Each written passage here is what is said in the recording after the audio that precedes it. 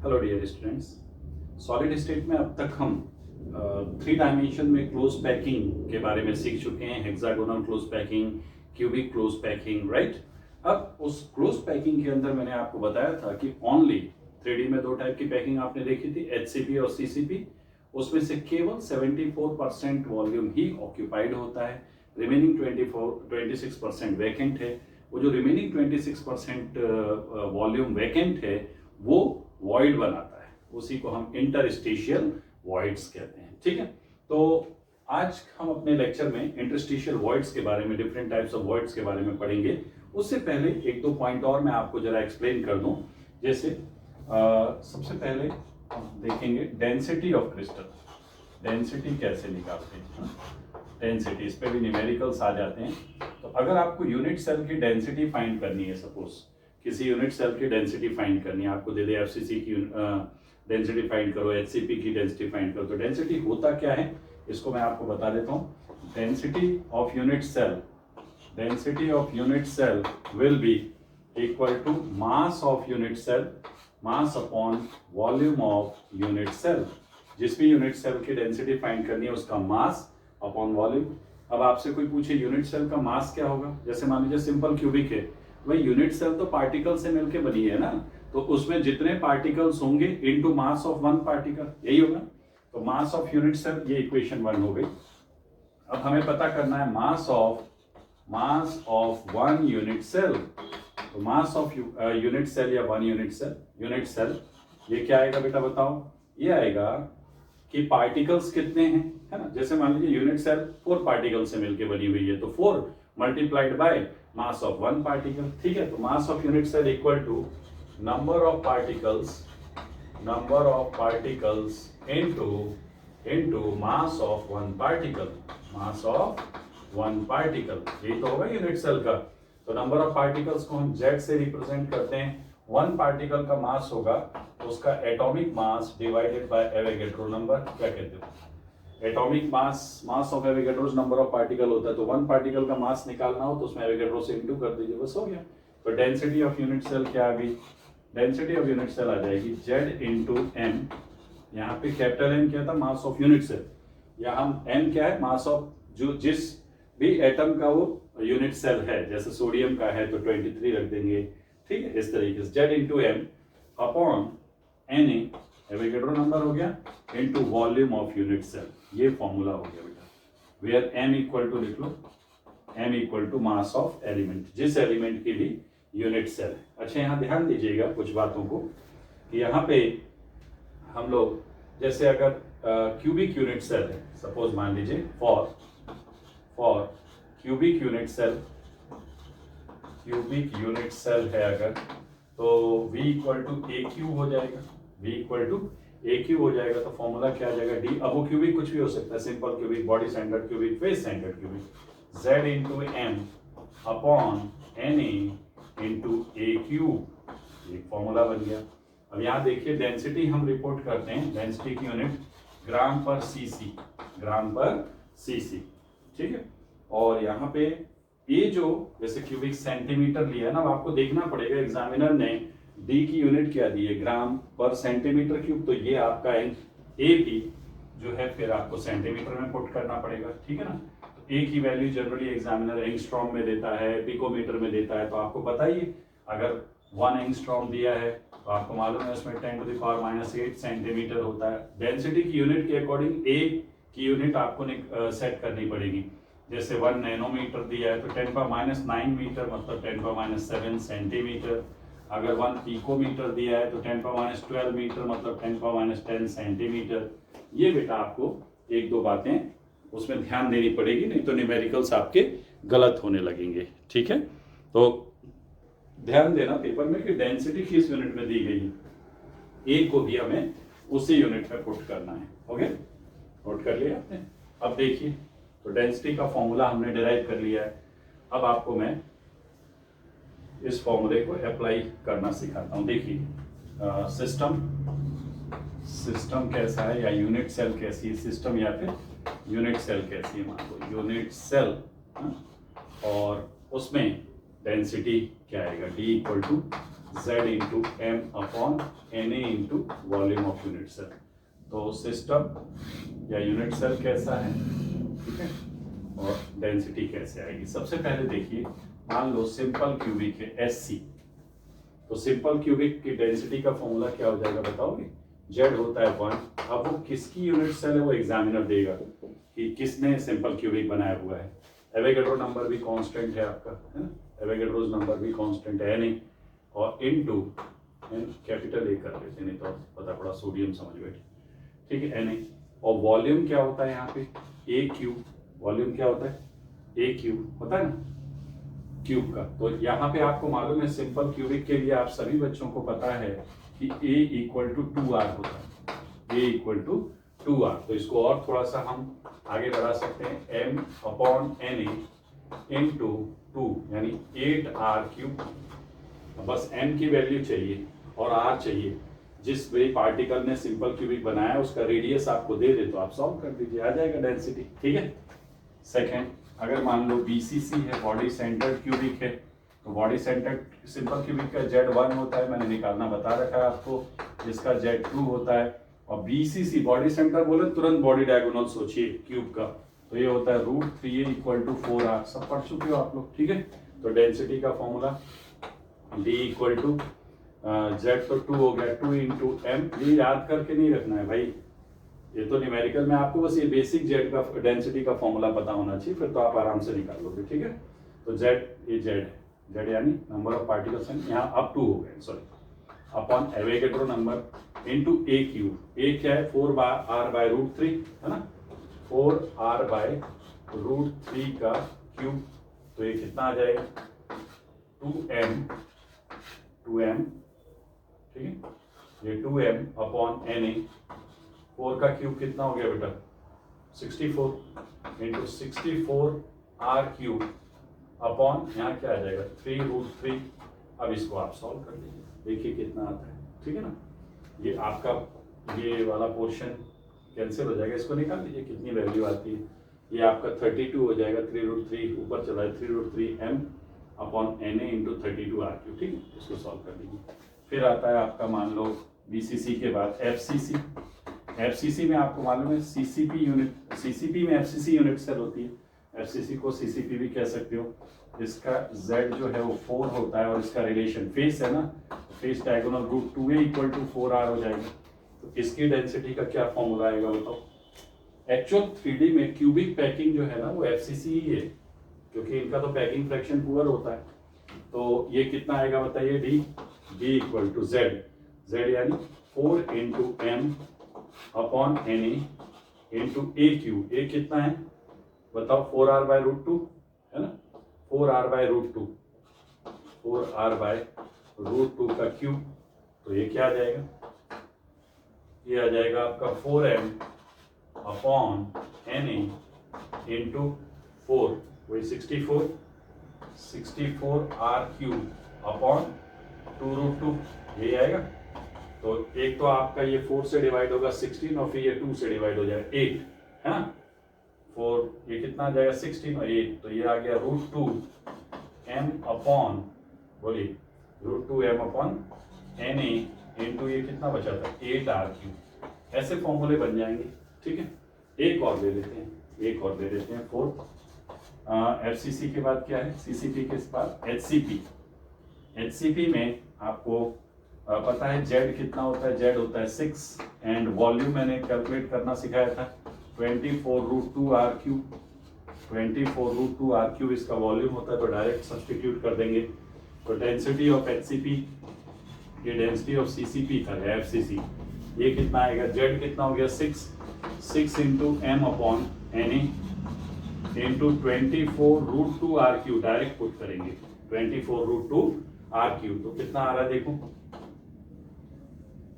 ये आएगा M upon कितना आएगा? दिमाग लगाओ, Na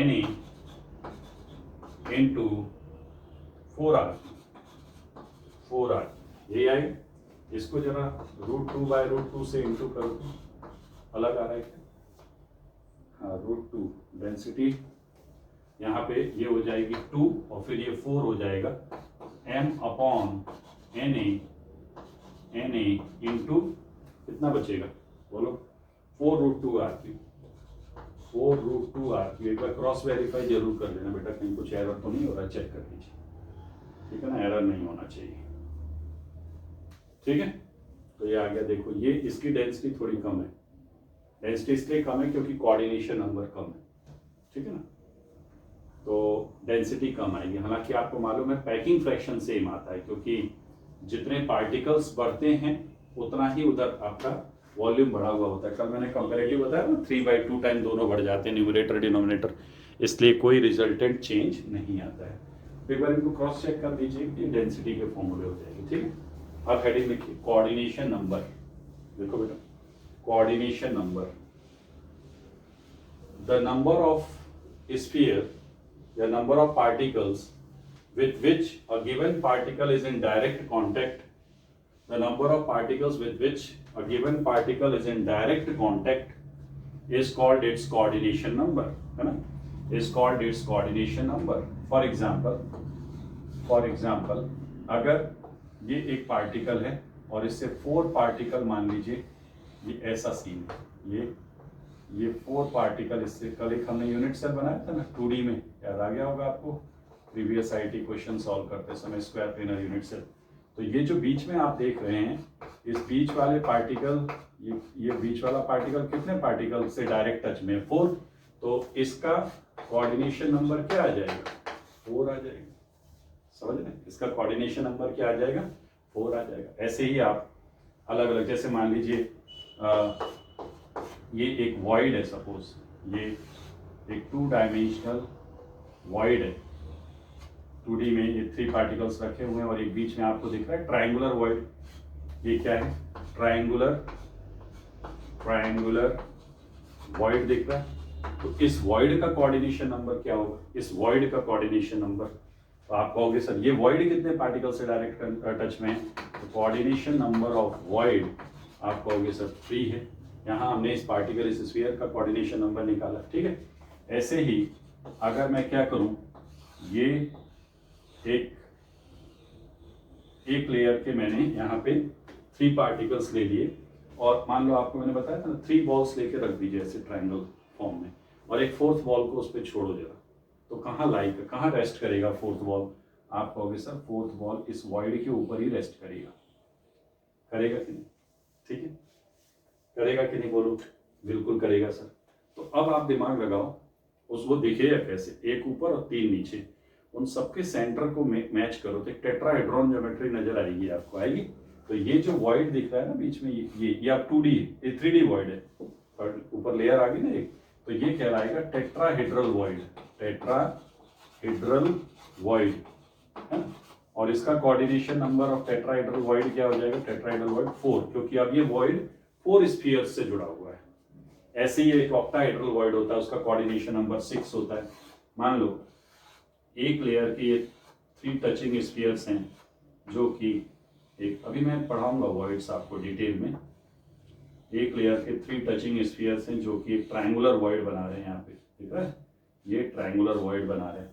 अब दूसरी लेयर के 3 टचिंग स्फीयर्स, दूसरी लेयर के 3 टचिंग स्फीयर्स, इस पे मान लो ये एक स्फीयर, दूसरा स्फीयर, ठीक है ना, मतलब इस तरीके से। रुको मैं ऊपर बनाता हूँ, डायग्राम बनाना भी, इधर देखते हैं। देखो एक लेयर के 3 टचिंग स्फीयर्स ले लिए मैंने, और इसके ऊपर दूसरी लेयर के 3 टचिंग स्फीयर्स बनाने हैं आपको, दिख रहा है? ये 3 टचिंग स्फीयर्स दिख रहे हैं। अब ये जो वॉइड दिख रहा है ना आपको, आई होप आप विजुलाइज कर पा रहे होगे, ये वाला वॉइड यहाँ दिख रहा है, ये ऑक्टाहेड्रल वॉइड कहलाएगा। क्यों? 6 स्फीयर से मिलकर बना हुआ है। और इस ऑक्टाहेड्रल वॉइड का coordination number of octahedral void कितने स्फीयर्स के कांटेक्ट में है? 6। तो ऐसे हम कोऑर्डिनेशन नंबर निकालते हैं, ठीक है। और देख लीजिए सिस्टम और उसका कोऑर्डिनेशन नंबर निकालना बताता हूँ। जैसे मान लो सिस्टम है सिंपल क्यूबिक, मैंने पिछले लेक्चर में भी एक्सप्लेन किया था सिंपल क्यूबिक का कोऑर्डिनेशन नंबर। अब ये रूम को एक क्यूब कंसीडर करो और कॉर्नर वाले पार्टिकल को देखो कि कितने पॉइंट्स पे डायरेक्ट टच हो सकता है, प्रोवाइडेड ये जो ए है, कॉर्नर जो दो हैं वो पार्टिकल एक दूसरे को टच कर रहे हैं। तो ये वाला पार्टिकल इधर वाले को टच कर रहा है, इधर को टच कर रहा है, इधर को टच कर रहा है और उस साइड को टच कर रहा है। आप देख लो टोटल 4, एक ऊपर और एक नीचे। 4 तो अपने प्लेन में ही टच करेगा, इधर 2 3 4, एक ऊपर और एक नीचे से 6। Coordination number of simple cubic is 6। कल मैंने बताया था आपको बीसीसी का कोऑर्डिनेशन नंबर 8 होता है। सेंटर वाला जो पार्टिकल होता है वो 8 पार्टिकल्स के कांटेक्ट में है। तीसरा एफसीसी को सीसीपी भी बोलते हैं, इसका कोऑर्डिनेशन नंबर निकाल के बताया था मैंने, 12 होता है। देखा था कि नहीं?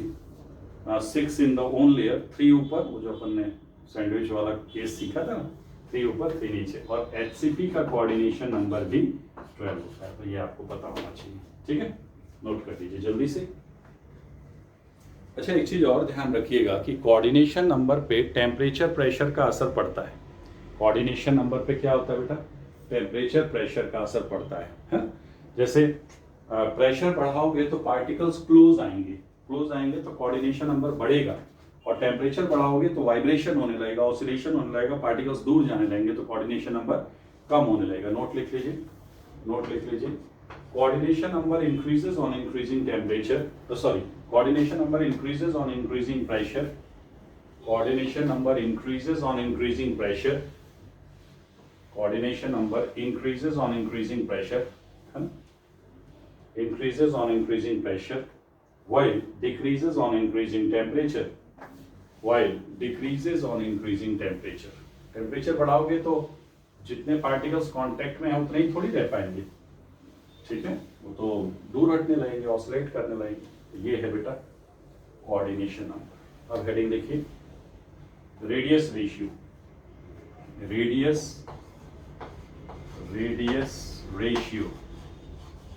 रेडियस रेशियो क्या होता है? एक क्रिस्टल के अंदर मान लीजिए एक AB टाइप क्रिस्टल, ठीक है, AB type crystal, A positive B negative, उसमें उसके आयंस के रेडियस के रेशियो को हम रेडियस रेशियो कहते हैं। जनरली कैटायन छोटा होता है तो radius of cation upon radius of anion को हम क्या कहते हैं? Radius ratio.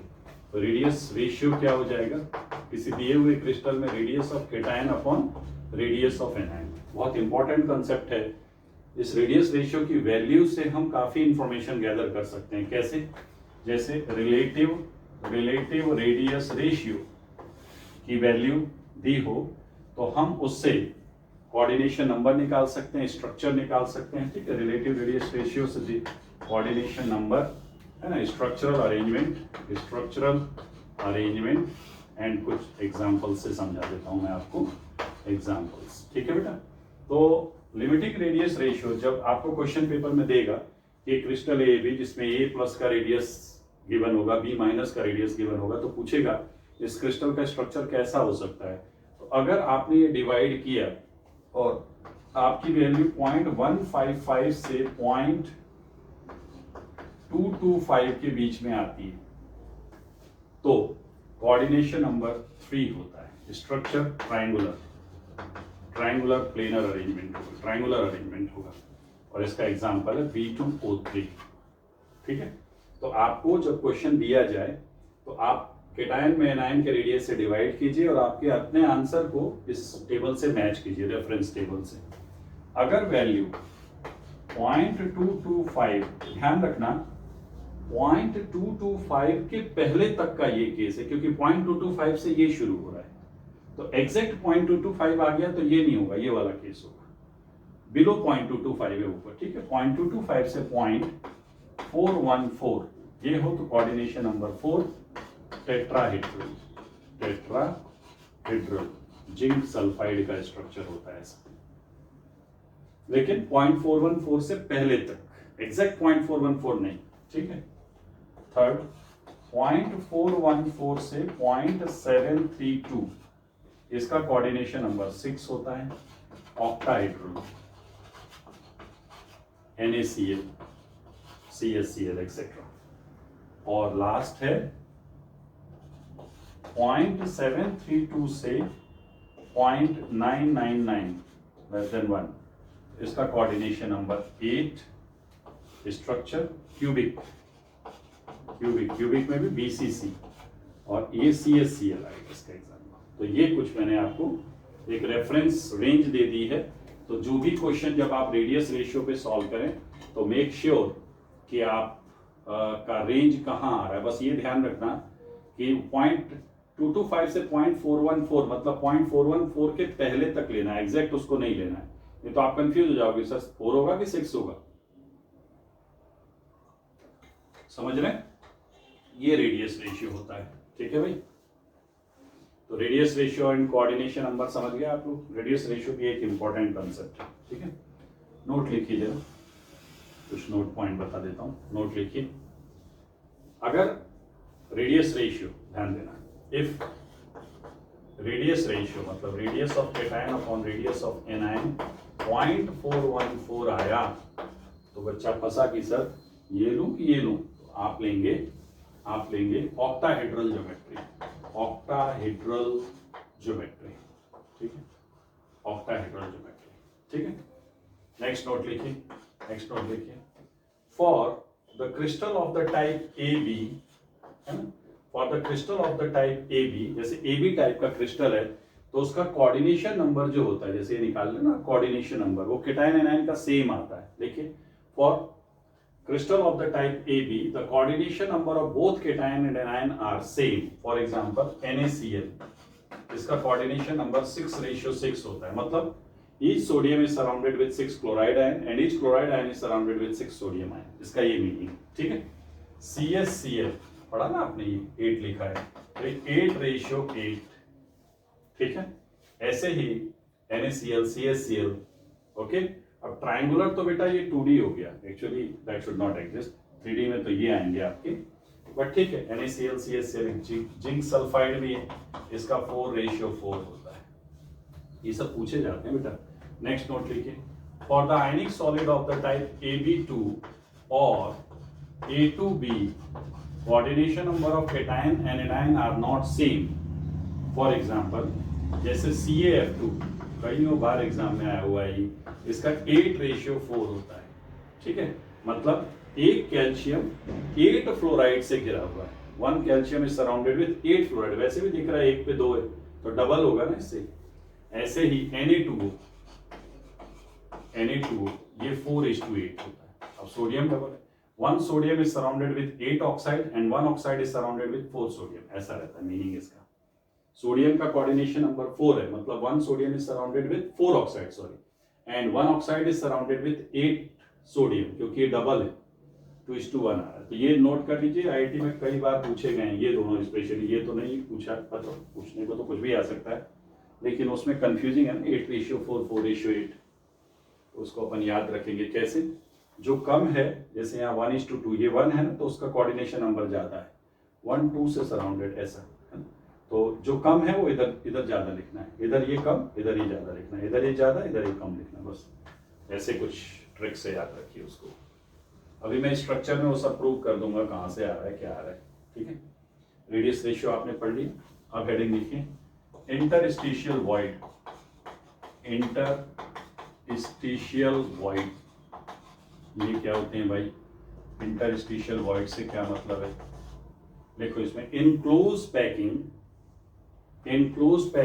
ब्रैकेट में बोथ CCP एंड HCP, ये तो क्लोज पैकिंग है। In close packing within bracket CCP और HCP, only 74% of the space is occupied by the sphere. Packing fraction है, only 74% of the space is occupied by the sphere, while remaining 26% is vacant, that constitute void called interstitial voids, अब 3D में 2 हैं, technically 3 आ जाएंगे, cubic भी आ जाएगा, but examiner सबसे ज्यादा इन्हीं 2 पे पूछता है। तो लिखिए टाइप्स, पहले 3D के वर्ड्स देख लेते हैं, बाद में लास्ट में कुछ नोट पॉइंट लिखा दूंगा, ठीक। टाइप्स में फर्स्ट लिखो tetrahedral void, tetrahedral voids, tetrahedral voids, ठीक है, टीवी। अब ये टेट्राहेड्रल वॉइड कैसे बनेगा अभी मैंने बताया था कोऑर्डिनेशन नंबर पढ़ाते समय। ए पॉइंट देखिए, फर्स्ट पॉइंट, टेट्राहेड्रल वॉइड मतलब 4 पार्टिकल्स चाहिए, तो 3 पार्टिकल एक लेयर के सिलेक्ट करने पड़ेंगे और 4th पार्टिकल उसके ऊपर वाले लेयर का, ठीक है ना। देखिए, in close packing each sphere of second layer rest on the triangular void of 3 touching sphere of layer A. In close packing, each sphere in second layer rest on the triangular void of 3 touching sphere of first layer. The center of these 4 spheres are at the corner of regular tetrahedron. The centers of these 4 spheres are at the corner of regular tetrahedron, and thus the void constituted is called tetrahedral void. क्या है ये मैं आपको बताता हूँ। जैसे कई particles रखे हुए हैं, ठीक, कई पार्टिकल्स रखे हुए हैं, तो पार्टिकल मैंने 2D में पैकिंग समझाया था आपको, ये पैकिंग बेस्ट होती है, याद आ रहा है ये, क्योंकि पैकिंग फ्रैक्शन ज़्यादा आता है तो पोटेंशियल एनर्जी कम होगी, ठीक है। मैंने इतने पार्टिकल सेलेक्ट कर लिए, पार्टिकल्स तो बहुत पड़े हुए हैं। अब इस लेयर के ऊपर जब नेक्स्ट लेयर के पार्टिकल्स को आप इसके ऊपर और पार्टिकल्स रखोगे तो नेक्स्ट लेयर का पार्टिकल जो है इस ट्रायंगुलर वॉइड पे आके रेस्ट करेगा। मैं एक पार्ट ले लेता हूँ, ये हर जगह ऐसे ही रहेगा, ऐसे ही रहेगा, यहाँ पे रखोगे तो इस पे आके रेस्ट करेगा ऐसे। तो मैंने ये एक पार्ट आपको समझाने के लिए ये वाला पार्ट ले लिया है, लेयर बी का एक पार्टिकल आ गया। अब आपको दिख रहा होगा कि ये जो वॉइड है ये कहलाएगा टेट्राहेड्रल वॉइड, क्योंकि ये चारों स्फीयर्स के सेंटर एक रेगुलर टेट्राहेड्रॉन के कॉर्नर पे है, इसलिए इसको हम क्या कहते हैं, टेट्राहेड्रल वॉइड। ये भी टेट्राहेड्रल वॉइड कहीं भी बना लीजिए, ये टेट्राहेड्रल वॉइड हो जाएगा, ठीक है ना। क्लियर हो गया? तो ये टेट्राहेड्रल वॉइड है। तो फर्स्ट पॉइंट आपने डेफिनेशन लिख ली और टेट्राहेड्रल वॉइड एक्सप्लेन कर दिया कैसे बनता है, कहाँ बनता है। अब सुनिएगा जरा ध्यान से, coordination number of tetrahedral void कितना होगा, अभी बताया था 4 स्फीयर से कनेक्टेड है, 4 हो जाएगा। नेक्स्ट, रेडियस रेशियो मतलब radius of tetrahedral void upon radius of sphere जिस पार्टिकल से बन रहा है, ये होता है आपका पॉइंट कितना आ जाएगा, 0.225। ये भी प्रूव कर सकते हैं अपन, अभी देखा भी था टेबल में, जो कोऑर्डिनेशन नंबर 4 होता है 0.225, वो रेंज होती है पूरी बिलो 0.414 तक, ठीक है। बट न्यूमेरिकल सॉल्व करने के लिए आप ये ले सकते हो, ये एक्जैक्टली प्रूव होकर आ भी जाती है value 0.225। Radius ratio of tetrahedral void is 0.225, ठीक है। मतलब देख रहे हो आप वॉइड कितना छोटा है स्फीयर के कंपैरिजन में। R tetrahedral void equal to 0.225 upon, अब जैसे एक क्वेश्चन पूछ लेता है कई बार कि हमें ये जो वॉइड है ना, ये अभी तो ये ट्रायंगुलर वॉइड दिख रहा है, अगर मैं यहाँ पे एक ऐसे पार्टिकल रख दूं तो ये टेट्राहेड्रल वॉइड हो जाएगा। तो कहता है, कई बार ये क्वेश्चन पूछा जाता है कि ये जो टेट्राहेड्रल वॉइड आपको दिख रहा है, इसमें मुझे x रेडियस का पार्टिकल ट्रैप करवाना है, but the geometry of the crystal should not deform. मतलब ऐसा ना हो कि आप इतनी बड़ी बॉल को लाके इस वॉइड में ट्रैप करोगे तो सारा क्रिस्टल का स्ट्रक्चर ही बिगड़ जाएगा, समझ रहे हैं। तो क्वेश्चन ये पूछता है कि ये जो वॉइड है इसमें मैं कितने रेडियस का पार्टिकल ट्रैप करा दूं कि ये स्ट्रक्चर डिफॉर्म ना हो। तो ऑब्वियसली जितना बड़ा वॉइड है उतना ही बड़ा पार्टिकल ट्रैप होगा। तो कहने का मतलब यहाँ पे लिख लीजिए radius of particle that can fit into, देखिए radius of particle that can fit into the tetrahedral void shown without deforming the crystal structure will be radius equal to radius of tetrahedral void and that will be 0.225 into radius of sphere। क्योंकि sphere का size जब बढ़ेगा, मतलब sphere यानी particle का size जब बढ़ेगा तो वॉइड भी बड़े होंगे। आप 3 फुटबॉल टच करके रख दें उसका वॉइड और 3 क्रिकेट की बॉल टच करके रख दें उसके वॉइड के साइज में तो डिफरेंस आएगा ना यार। तो फुटबॉल का जो टेट्राहेड्रल वॉइड होगा उसमें कुछ बड़ी बॉल ट्रैप हो जाएगी, क्रिकेट के बॉल का जो टेट्राहेड्रल वॉइड होगा उसमें छोटी बॉल ट्रैप होगी। तो अगर आपसे कभी क्वेश्चन पूछ दिया जाए कि बताइए कि किसी टेट्राहेड्रल वॉइड में कितने रेडियस के पार्टिकल को ट्रैप कर सकते हैं बिना डिस्टर्ब किए, तो आंसर होगा 0.225 times of the radius of sphere. ठीक है, फोर्थ पॉइंट देखो, फोर्थ पॉइंट। अब क्वेश्चन उठता है कि टेट्राहेड्रल वॉइड होते कहाँ हैं। अब मैं आपको क्रिस्टल स्ट्रक्चर में टेट्राहेड्रल वॉइड की लोकेशन समझाऊंगा। ये बड़ा क्रूशियल है, इंपॉर्टेंट है, बहुत अच्छे से सीख लीजिएगा, है ना। जेई के लिए या किसी भी एग्जाम के लिए बहुत इंपॉर्टेंट सेक्शन के साथ हम डील कर रहे हैं। तो अगला पॉइंट देखिए, next point, location of tetrahedral void. Tetrahedral void की लोकेशन बताता हूँ आपको, अभी आप एकदम प्रसन्न हो जाएंगे। और 0.225 को भी प्रूव किया जा सकता है, तो मैथमेटिकल वैल्यूज में कुछ भी प्रूव हो जाएगा। ठीक है, लोकेशन ऑफ टेट्राहेड्रल वॉइड मैं आपको एफसीसी यूनिट सेल में बताता हूँ। एफसीसी मतलब सीसीपी, आप सबको पता ही है। एचसीपी अलग होता है, खाली वो लेयर का डिफरेंस है, थर्ड लेयर का। ये तो कॉर्नर पे पार्टिकल्स होंगे, और कहाँ होंगे पार्टिकल, फेस के सेंटर पे 3, 4, 5 और 6, ये है बेटा। ठीक है, टच नहीं करता है। जब आप समझिए 3D डायग्राम में, अब सुनिएगा ध्यान से, मैं आपके लिए आपको बताता हूँ टेट्राहेड्रल वॉइड कहाँ होता है। सुनो, टेट्राहेड्रल वॉइड चाहिए ना आपको, जरा इन सेंटर्स को मैच करो, बहुत ध्यान से देखिएगा। क्या एक टेट्राहेड्रॉन नजर आ रहा है? टेट्राहेड्रॉन ये दिख रहा है। तो ये टेट्राहेड्रॉन के समवेयर यहाँ, अब ये बेटा थोड़ा सा आपको अंडरस्टैंड करना पड़ेगा कि ये जो पार्टिकल दिख रहा है इसका प्लेन ऊपर है। हम एक क्यूब को 3D में सोच रहे हैं, 3D में एक क्यूब को 3D में सोच, इमेजिन कीजिए। Please keep your mental I open. ठीक है, तो यहाँ पे आ जाएगा। अब इधर से देखो, और टेट्राहेड्रल वॉइड दिखाता हूँ आपको, ये देखो। तो समवेयर इसका सेंटर यहाँ आएगा और इसका सेंटर यहाँ आएगा। तो आप क्या देख रहे हो कि अगर मैं इन कॉर्नर्स को मैच करूं, इन कॉर्नर्स को मैच करूं, तो क्यूब का बॉडी डायगोनल बनेगा। अगर हम, बेटा ध्यान से बनाइएगा, ये क्यूब का बॉडी डायगोनल बनेगा, है ना। सेंटर से जाना चाहिए, it should pass through the centre. अब ये ना 3D डायग्राम्स को बोर्ड पे बनाना बड़ा डिफिकल्ट हो जाता है। तो अगर मैं, चलो मान लेते हैं कि ये बॉडी डायगोनल है, ये बॉडी डायगोनल है। तो जब हम ये बॉडी डायगोनल इधर से पास करेंगे, ये ऐसे, तो बॉडी डायगोनल पे ही ये टेट्राहेड्रल वॉइड्स लाई करते हैं। बॉडी डायगोनल पे ही इधर इसका जो सेंटर होगा, ये जो रेड कलर दिख रहा है, ये टेट्राहेड्रल वॉइड है। तो अब मैं इस बॉडी डायगोनल को बाहर लाता हूं। मैंने रिप्रेजेंट तो कर ही दिया कि टेट्राहेड्रल वॉइड कहाँ होता है। अब देखिएगा जरा, बहुत ध्यान से देखिएगा। ये मैंने लिया आपका बॉडी डायगोनल, ठीक है, ये बॉडी डायगोनल है। मान लीजिए ए बी बॉडी डायगोनल है, ठीक है। इस पे ये ए है, ये बी है, हाँ? इस पे आपने टेट्राहेड्रल वॉइड देखा, टेट्राहेड्रल वॉइड यहाँ से जब हम मिक्स कर, ये ऐसे था, ऐसा, तो इसके सेंटर पे यहाँ टेट्राहेड्रल वॉइड बन रहा था। और यहाँ पे भी बी पॉइंट से भी आपने जब ये फेस सेंटर के पार्टिकल्स मिलाए, तो ये आपका टेट्राहेड्रल वॉइड था।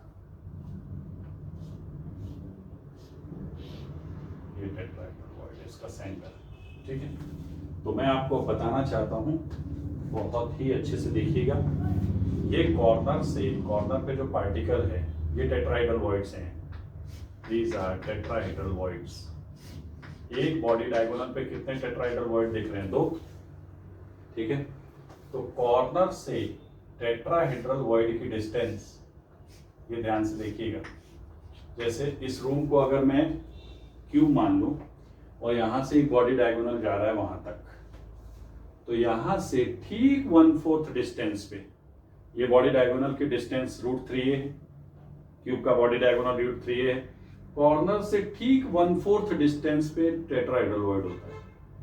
याद रखना भी आसान है, टेट्राहेड्रल है 1/4। उधर से भी एक बॉडी डायगोनल पे कितने टेट्राहेड्रल वॉइड आ रहे हैं? 2 बनाया ना इधर।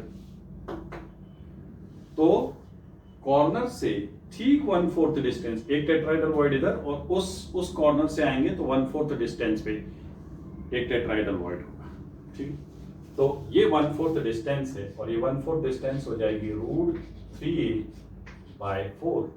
ऐसे ही ये कॉर्नर और ये टेट्राहेड्रल वॉइड के डिस्टेंस भी कितनी होगी बताइए, ये भी क्या होगी √3a/4। तो कॉर्नर से √3a/4 डिस्टेंस पे टेट्राहेड्रल वॉइड होता है बेटा, पहली बात। ठीक है, क्लियर हो गया। इसके बाद मैं आपको बताना चाहता हूं कि लोकेशन ऑफ टेट्राहेड्रल वॉइड में अब आप लिखेंगे, लोकेशन ऑफ जो हेडिंग लिखा है ना आपने उसे उसमें लिखिए tetrahedral voids are present in FCC unit cell. ऐसे in FCC unit cell tetrahedral voids are present, tetrahedral voids are present at body diagonal from 1/4 distance, at 1/4 distance from the corner, at 1/4 distance from the corner। ठीक है, 1/4 distance from the corner। I hope it is clear to you। Okay, next point लिखिए B, each body diagonal has two tetrahedral voids। Her body diagonal पे each body diagonal has two tetrahedral voids। Her body diagonal पे दो tetrahedral void होते हैं। ठीक है, उसके बाद अगर हर body diagonal पे दो tetrahedral void हैं तो क्यूब में body diagonal कितने आएंगे, दिमाग लगाओ। क्यूब में कितने body diagonal होंगे, एक यहाँ से, एक उधर से, एक उधर से, एक इधर से, टोटल 4 बॉडी डायगोनल। एक बॉडी डायगोनल पे कितना टेट्राहेड्रल वॉइड है, 2। Total body diagonal in cube equal to 4। Therefore total tetrahedral voids in FCC एक बॉडी डायगोनल पे दो टेट्राहेड्रल वॉइड हैं और टोटल 4 बॉडी डायगोनल। रूम में इमेजिन कर लो, आपको मजा आ जाएगा, है ना। तो कितना हो जाएगा 4 × 2 = 8। तो total tetrahedral void in FCC कितने, 8। एक बात और, number of particles per unit cell of FCC या सीसीपी इक्वल टू Z = 4 होता है, जानते ही हो। पर यूनिट सेल कितने पार्टिकल होते हैं, इसमें 4 होते हैं कि नहीं, यस। और टेट्राहेड्रल वॉइड कितने, 8 हैं। 4 पार्टिकल्स पे 8 वॉइड है, मतलब ये क्या पॉइंट आ जाएगा, क्लियरली देखो। अब 4 पार्टिकल्स हैं और 8 वॉइड है, इसका क्या मतलब हुआ, clearly each tetrahedral void is associated with, देखो clearly each tetrahedral void is associated with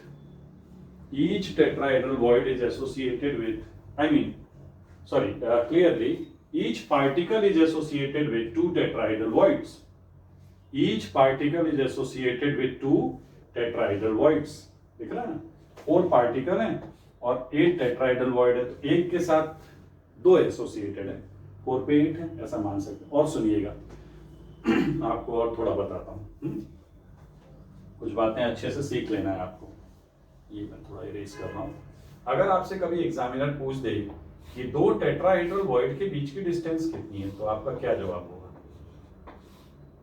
ये √3a डिस्टेंस है। टोटल यहाँ से यहाँ तक की डिस्टेंस कितनी है बेटा, टोटल यहाँ से यहाँ तक की डिस्टेंस है √3। ठीक है, 1/4 डिस्टेंस पे, 1/4 और 1/4 डिस्टेंस पे वो है, तो बीच में हाफ डिस्टेंस बची कि नहीं, बीच में सेंटर भी तो आएगा, यहाँ ये सेंटर भी तो होगा, बॉडी सेंटर। तो बॉडी सेंटर से भी टेट्राहेड्रल वॉइड √3a/4 डिस्टेंस पे होगा, है ना। बॉडी सेंटर से, ये बॉडी सेंटर यहाँ से भी तो ये √3a/4 डिस्टेंस पे है और ये भी √3a/4 है। अरे बेटा, एक बॉडी डायगोनल को 4 पार्ट में डिवाइड कर रखा है, तो 2 टेट्राहेड्रल वॉइड के बीच की डिस्टेंस क्या होगी, ये हो गई √3a/2। नोट कीजिए प्लीज, नीचे लिख लेना point, the distance between 2 tetrahedral voids will be √3a/2। ठीक है, will be √3a/2, राइट। अभी एक बहुत अच्छा क्वेश्चन करेंगे हम लोग, पहले जरा ऑक्टाहेड्रल वॉइड भी पढ़ लें तब। तब मैं आपको चक्कर आ जाएगा उस क्वेश्चन को सुन के। बहुत लोग गलतियां कर देते हैं उसमें, ठीक है। आप हेडिंग लिखिए, तो टेट्राहेड्रल वॉइड हो गया। अब put the heading octahedral void. क्या लिखेंगे? Octahedral void. 3D में हम दो टाइप के वॉइड्स पढ़ेंगे, tetrahedral void and octahedral void. तो पढ़िए आप, ऑक्टाहेड्रल वॉइड लिखिए हेडिंग। Second octahedral void. एक क्यूबिक वॉइड भी होता है, वो भी बता दूंगा मैं आपको। Octahedral void. सबसे पहले तो ये बनता कैसे? आईटी में डायग्राम देख के कोऑर्डिनेशन नंबर पूछ लिया था उसने, ठीक है। तो नाम से ही क्लियर, ऑक्टाहेड्रल ज्योमेट्री आप लोग पढ़ते हो SF6 की। तो सल्फर के आसपास कितने फ्लोराइड हैं? 6। यानी क्या होता है इसमें? 3 touching sphere of 1 layer and 3 touching sphere of second layer. इनके कॉर्नर्स को, सेंटर्स को मिलाने पे एक ऑक्टाहेड्रॉन बनता है। इसलिए जो सेंटर पे वॉइड बनेगा उसको ऑक्टाहेड्रल वॉइड बोलते हैं, ठीक है। तो ऑक्टाहेड्रल वॉइड में क्या आ जाएगा? A। कोऑर्डिनेशन नंबर कितना होगा ऑक्टाहेड्रल वॉइड का? 6। ये डायग्राम बनाना बताता हूँ। जैसे मान लीजिए ये सॉलिड है। आप एनसीईआरटी में इनके डायग्राम्स, कलर डायग्राम्स भी मिल जाएंगे, और जो नोट्स मैं आपको इसके देता हूँ उसमें भी देख लेना। एक बार देख लीजिए कलर डायग्राम्स में, और आइडिया लग जाता है, ठीक है। वैसे यहाँ तो हम एक्सप्लेन कर ही रहे हैं। तो मान लो ये क्रिस्टल है सपोज, ठीक है, ये क्रिस्टल है। अब ये तो 2D अरेंजमेंट है। 3D में ये जो आप देख रहे हैं, इस कॉर्नर पे बना देता हूँ। यहां एक पार्टिकल आया, बताया था ना आपको कैसे लाई कराना है। दूसरे लेयर का ये पार्टिकल हो गया। तो अब इस सेक्शन को अगर आपको दिख रहा हो, नहीं तो मैं अलग से बना देता हूं कि क्या है कहानी। ये 3 पार्टिकल्स एक लेयर के, हमें 6 की जरूरत है ना, हम उतना ही लेंगे। 3 पार्टिकल्स एक लेयर के हैं बेटा, ठीक है, और 3 पार्टिकल्स दूसरे लेयर के लेने हैं, और उनके ट्रायंगुलर वॉइड जो हैं ये टच होने चाहिए, ठीक है। ये तो ये आप देख रहे हो टच हो रहे हैं। ये जो वॉइड आपको थोड़ा सा इमेजिन करिए आप, ये वाला वॉइड, ये जो वॉइड है ये ऑक्टाहेड्रल वॉइड होता है। This will be called octahedral void. ये ऑक्टाहेड्रल वॉइड ये वाला, this is called octahedral void. Note करिए। Third point,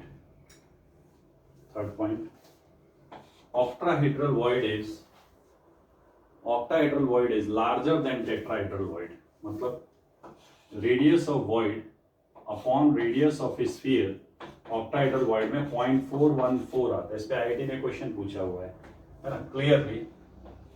clearly radius of particle that can be trapped in this octahedral void. ये diagram देके पूछ दिया था कि इसका कोऑर्डिनेशन नंबर कितना है। बताओ कितने आसान क्वेश्चन आ जाते हैं कभी कभी। क्या लिखा आपने? Clearly radius of particle that can be trapped in this octahedral void without disturbing the crystal will be equal to radius of octahedral void, which is given as radius of sphere into 0.414। radius of sphere into 0.414। ये मैं prove कर दूंगा आपको, ठीक है। कहाँ से आ रहा है? That can be geometrically proved, आपको बता दूंगा। पहले मैं इंपॉर्टेंट पॉइंट्स लिखा रहा हूं, उसको लिख लीजिए, फिर हम इस पॉइंट को भी प्रूव कर देंगे, ठीक है भाई। रेडियस रेशियो ऑक्टाहेड्रल वॉइड का इतना होता है। तो यहां से क्लियर हो गया कि radius of octahedral void is greater than radius of tetrahedral void. उसका 0.225 था। नेक्स्ट पॉइंट डी पॉइंट देखिए। तो आपने ये प्रूव कर लिया था हमने कि number of tetrahedral void FCC में कितने थे? 8 आए थे। तो पर स्फीयर से कितने टेट्राहेड्रल वॉइड एसोसिएटेड थे? 2। अब यहां मैं आपको बताता हूं। पहले हम सीखेंगे लोकेशन ऑफ ऑक्टाहेड्रल वॉइड। देखिए इन एफसीसी ब्रैकेट में CCP octahedral voids are present at the center of each edge।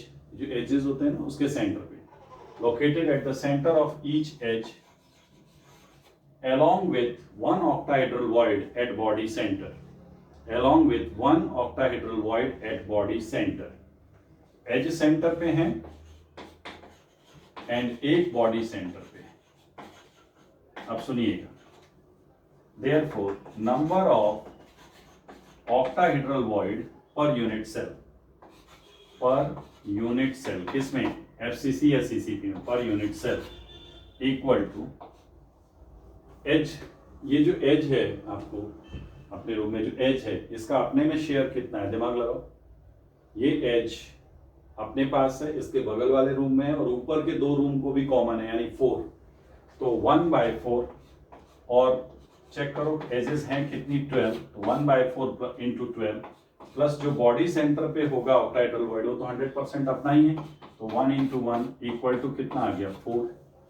Tetrahedral void कितने आए थे 8, ऑक्टाहेड्रल वॉइड कितने आए 4. अब आप एक चीज ध्यान से देखो, जेड ऑफ एफसीसी क्या होता है, जेड यानी number of particles per unit cell in FCC 4 and number of octahedral voids in FCC कितने हैं 4. तो क्या एक स्टेटमेंट आप बना सकते हो, क्या each sphere is connected with one octahedral void, कह सकते हैं. नीचे लिखो clearly, each sphere in FCC is associated with, clearly each sphere in FCC is associated with, each sphere in FCC is associated with one octahedral void and two tetrahedral void. वो भी लिख लो, पहले prove कर चुके हैं. ठीक है, आ गया समझ में. चलिए अब मैं आपको एफसीसी में बताता हूं कि इसकी लोकेशन कहाँ होती है. डायग्रामेटिक सीखते हैं जरा, देखिए, और फिर रियल आपको डायग्राम. जैसे मान लीजिए एक एफसीसी यूनिट सेल बनाते हैं, पहले अच्छे से समझ लो. कॉर्नर के पार्टिकल्स, कॉर्नर पे 8 जिनका शेयर 1/8 और फेस सेंटर पे 6 जिनका शेयर 1/2. ये है बेटा एफसीसी. ठीक है, अब बहुत ध्यान से देखना है आप लोगों को डायग्राम. टेट्राहेड्रल वॉइड मैंने समझा दिया था आपको. अब ऑक्टाहेड्रल वॉइड को देखो, ये तीनों फेस सेंटर के पार्टिकल्स को मैच करो सेंटर को. फिर मत कहना सर ये कट रहा है, ये प्लेन बाहर है. आई थिंक अब इतना तो 3D में आप ज्योमेट्री को विजुअलाइज करिए. देखो ट्राइंगल बना, एक ट्राइंगल बना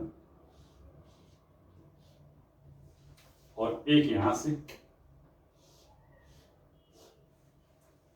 2 लेयर हो गई अलग अलग. और अब इनके सेंटर्स को मिलाओ जरा,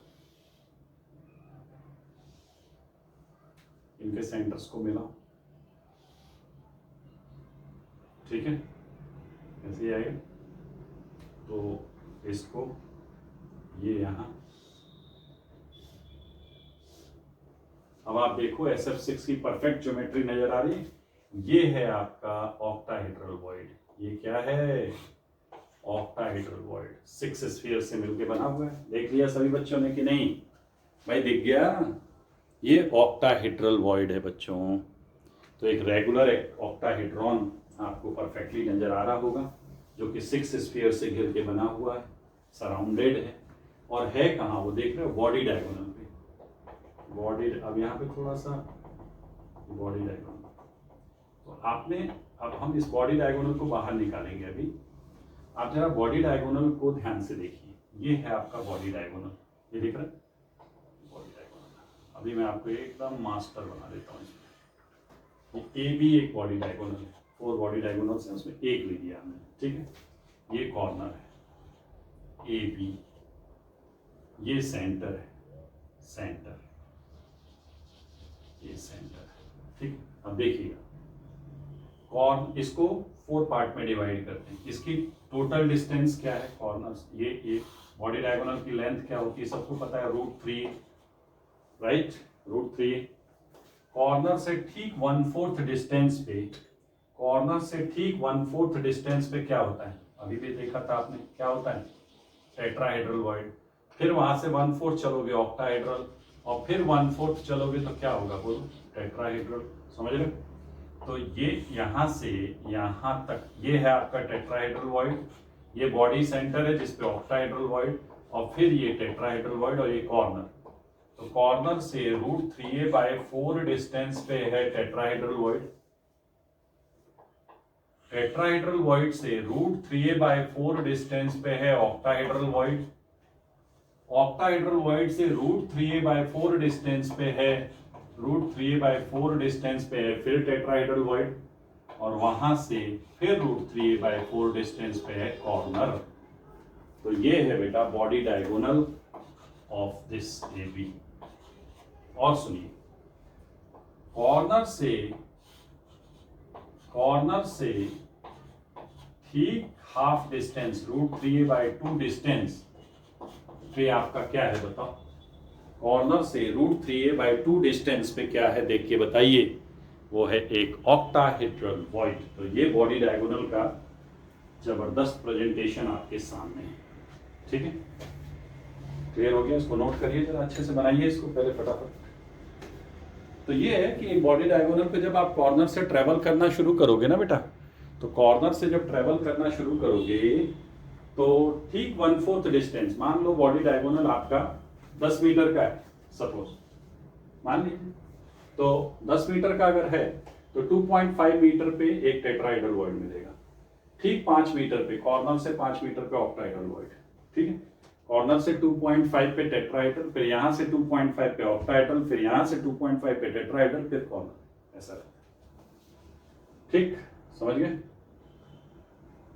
अब नोट, अब ये किताबों में बच्चे पॉइंट रट लेते हैं कि सर एक स्फीयर के साथ 2 टेट्राहेड्रल वॉइड होता है और एक ऑक्टाहेड्रल वॉइड होता है। Each sphere is associated with 2 tetrahedral void और 1 ऑक्टाहेड्रल वॉइड। फिर एग्जामिनर पूछ लेता है कि ये बताइए कि सिंपल क्यूबिक यूनिट सेल में, सिंपल क्यूबिक यूनिट सेल में कितने टेट्राहेड्रल वॉइड होंगे? तो बच्चे तुरंत दिमाग लगाते हैं फटाफट, क्या कि सर सिंपल क्यूबिक में Z1 होता है, यस, और 1 पार्टिकल के साथ आपने बताया कि 2 टेट्राहेड्रल वॉइड होते हैं, बिल्कुल बताया, और एक ऑक्टाहेड्रल वॉइड होता है, यस, है ना, पर पार्टिकल। तो वहां तो सिंपल क्यूबिक में जैसे आपने देखा FCC में Z कितना है?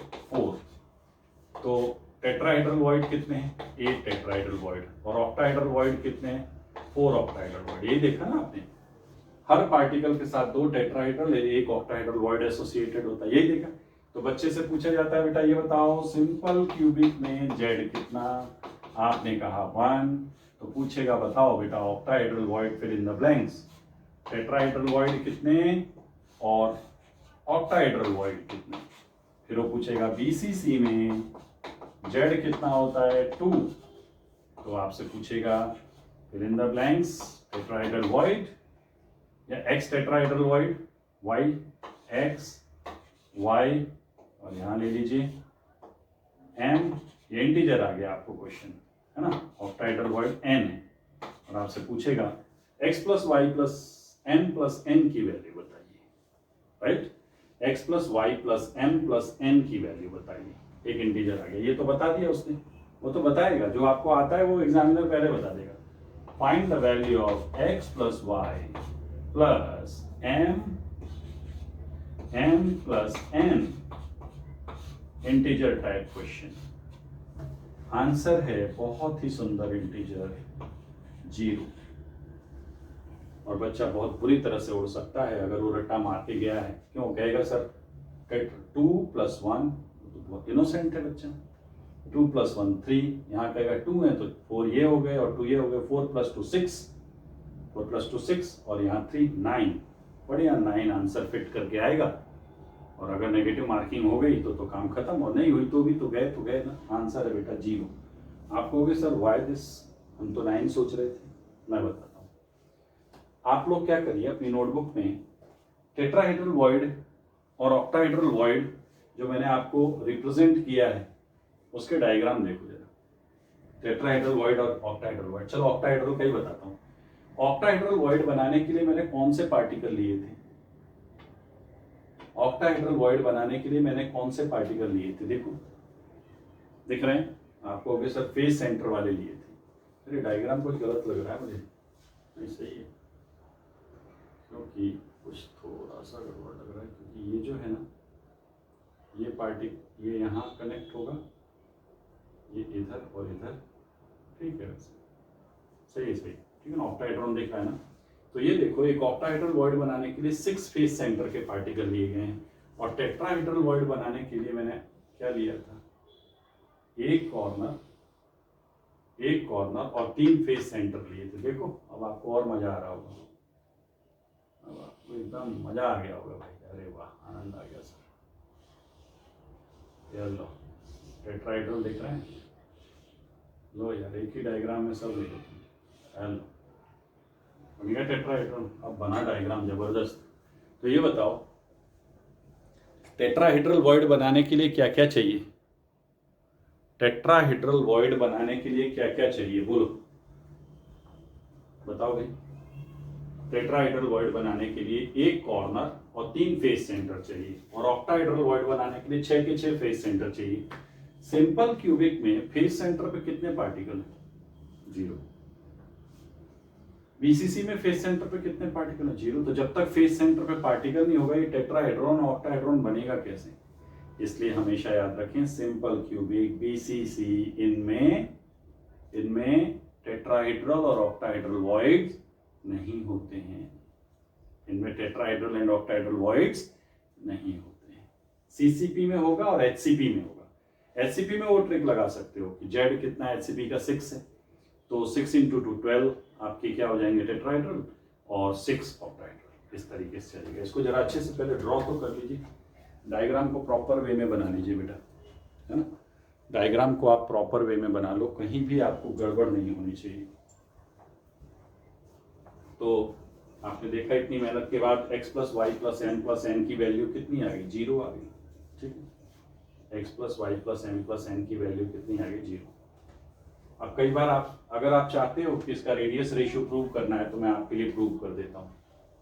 शो दैट, लिख लीजिए, हो सकता है बोर्ड एग्जाम वगैरह में आ जाए। Show that radius ratio of octahedral void, that is radius of void upon radius of sphere is 0.414। Tetrahedral के लिए भी प्रूव कर सकते हो, ठीक है ना। टेट्राहेड्रल के लिए भी प्रूव कर सकते हो। कैसे, एक ऑक्टाहेड्रल ज्योमेट्री कैसे बनेगी, इसका सॉल्यूशन देखिए आप लोग।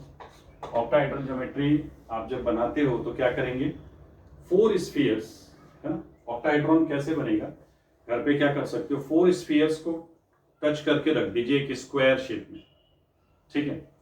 5th पार्टिकल, वो जो वॉइड बना है स्क्वायर वॉइड, उसके ऊपर SF6 की ज्योमेट्री पता है, उसको हम स्क्वायर बाई पिरामिडल भी बोलते हैं, याद आ गया, स्क्वायर बाई पिरामिडल। तो 4 स्फीयर्स, 5th ऊपर 6th नीचे, और सबके सेंटर्स मिलाओ तो एक ऑक्टाहेड्रॉन बनेगा। तो मैं 3D, तो यहाँ 5th और 6th पार्टिकल को तो हम यहाँ रिप्रेजेंट नहीं कर पाएंगे, उसे हटा देंगे। तो हम क्या कर रहे हैं, हमने सिर्फ वो 4 पार्टिकल्स ले लिए, स्क्वायर वाले 4 पार्टिकल्स, ठीक है। ये 4 पार्टिकल्स ले लिए। 5th पार्टिकल कहाँ है, इसके ऊपर, और 6th पार्टिकल कहाँ है, बोर्ड के पीछे, वो जस्ट इमेजिन है। तो अब इनके सेंटर्स को अगर मिलाया जाए, ये वॉइड है आपका, ये अभी आपको स्क्वायर प्लेनर वॉइड दिख रहा होगा, बट अब आपको माइंड में रखना है कि 5th बॉल ऊपर है और 6th बॉल पीछे है, तो यानी वो ऑक्टाहेड्रल वॉइड है। तो यहां से अगर हम एक लाइन ड्रॉ करें तो ये एंगल कितना है, 45 डिग्री, यहाँ थीटा कितना है, 45 डिग्री। आपको रिलेशन निकालना है वॉइड और स्फीयर के रेडियस में, है ना। Let radius of sphere equal to capital R मान लो, एंड रेडियस ऑफ वॉइड, क्योंकि वॉइड छोटा है तो उसको स्मॉल r मान लेते हैं। Radius of sphere capital R और radius of void small r। तो आप देखोगे यहां से ये कैपिटल R है, ये कैपिटल R है। अगर हम एक ट्राइंगल ले लें ABC, तो आप देख पा रहे हो कि यहाँ पे अगर मुझे ये रिलेशन चाहिए तो मैं cos 45 डिग्री इक्वल टू क्या आएगा, ये AB/AC आ जाएगा, बोलो AB/AC आ जाएगा, राइट। प्रूफ बहुत आसान है बेटा, इसमें कुछ टेंशन नहीं। cos 45 क्या होता है, 1/√2। AB कितना है, बताओ, 2R है कि नहीं, 2 × कैपिटल R अपॉन AC कितना है, AC बहुत ध्यान से देख के बताइए, ये होगा 2 capital R + 2 small r। I hope आप सभी समझ गए हैं। 2 capital R + 2 small r, 2 common लेके कट कर दीजिए, और इसको रिवर्स करके अगर हम लिखें तो क्या आ जाएगा, मैं इधर लिख देता हूं, इसको हम लिख सकते हैं √2 इक्वल टू क्या आ जाएगा बेटा, r plus r by r, या इसको लिख सकते हैं √2 equal to 1 plus small r by capital R।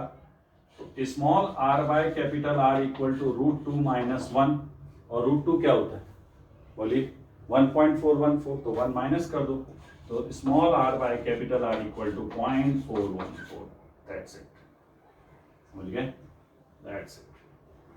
तो ये छोटा सा प्रूव हो गया। टेट्राहेड्रल को भी ऐसे ही प्रूव कर सकते हैं, ठीक है ना, टेट्राहेड्रल को भी ऐसे ही प्रूव कर सकते हैं। प्रूव मैंने इसलिए बता दिया, 12th बोर्ड के सिलेबस में अगर कहीं बोर्ड में क्वेश्चन आ गया तो आप लोग आराम से कर पाओगे, कहीं परेशानी नहीं होनी चाहिए, ठीक है बच्चों। तो नोट कर लीजिए जरा इसको अच्छे से। तो ये मैंने आपको बताया कि क्रिस्टल के अंदर वॉइड्स का लोकेशन कहाँ होता है, कैसे दिखते हैं, रटोगे ना तो वो आपको बाकी एग्जाम्स का पता नहीं, लेकिन हाँ जेईई एडवांस में आपको सरवाइव नहीं करने देगा अगर रट के जाओगे। किताब से पढ़ लिए 2-4 पॉइंट और रट लिए और पता ही नहीं है कौन सा वॉइड कहाँ होता है, कैसे बनता है, कौन से पार्टिकल यूज किए जा रहे हैं, तो आप सरवाइव नहीं कर सकते हो। अगर जेईई एडवांस के पेपर में सरवाइव करना है तो आपको परफेक्ट नॉलेज होनी चाहिए, नॉलेज विद परफेक्शन, ठीक है ना, वो होनी चाहिए।